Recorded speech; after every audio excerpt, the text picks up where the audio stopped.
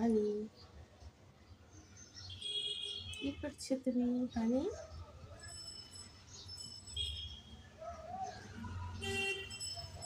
বাড়িতে আসছো, খেলতে পারো না? সব সদস্য আস্তে আস্তে চলে এসছে আমার গাছ ভাঙার জন্য।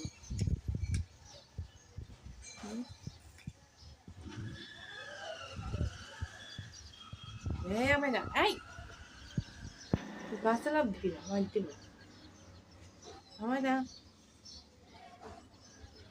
শক্তি দুষ্ট, ওরা বাড়িতে আসলে উঠি গাছগুলো সব শেষ করে ফেলে। আমার তো কষ্ট করে আমি গাছগুলো লাগাইছি, গাছগুলো উঠে নিচে বসে খেলা যায় না। এই যে মারামারি শুরু হয়ে গেছে,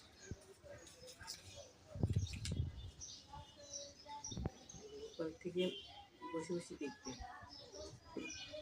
এই উপরে মার দিব পানটা আমি 2বার নামাইছি তোরে, এবার কিন্তু মার দিব। এবার ঝুড়িতে বন্ধ করে রাখবো তোরে।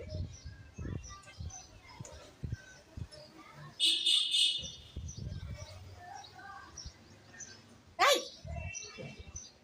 এই তোর বলছি না এখন উঠবি না, উঠবি না। তুমি খেলো বাবা, তোমার খেলনা কই? এই যে এটা দিয়ে খেলো, না এটা দিয়ে খেলো, এটা দিয়ে খেলো। এই যে না,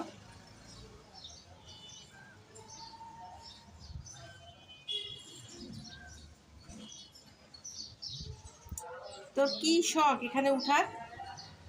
খালি আসলে উপরের দিকে তাকাই দেখ। গাছগুলোর কেন করছে? এই যে গাছের উপরে শুইছে না, এই গাছের পাতা ভাঙি গেছে, শুই থাকে কি গাছের মধ্যে আসি।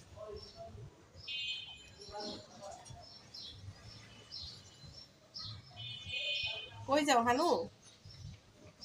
হানি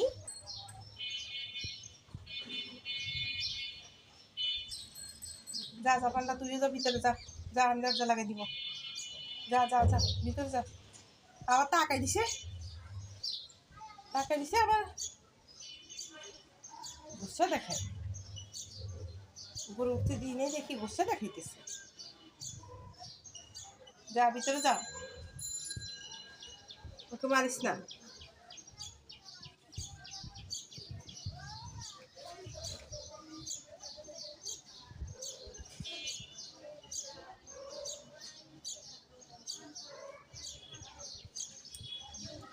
ছোট্ট এই বাচ্চাটা এখন আস্তে আস্তে খেলা ধরছে।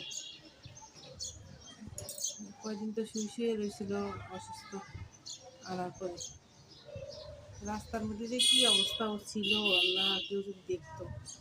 আমার তো মনে হয়েছে আমি বাসায় আনিও বাঁচতে পারবো, কিন্তু আল্লাহ আল্লাহ ওকে তার স্কুল দিয়ে গেছে। এই পান্ডা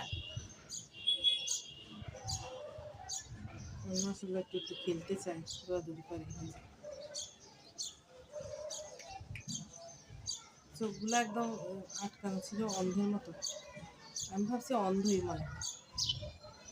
এখন মাসাল্লাহ চোখগুলো অনেক সুন্দর হবে, সবার থেকে বেশি। এই দেখছো দেখছো দেখছো,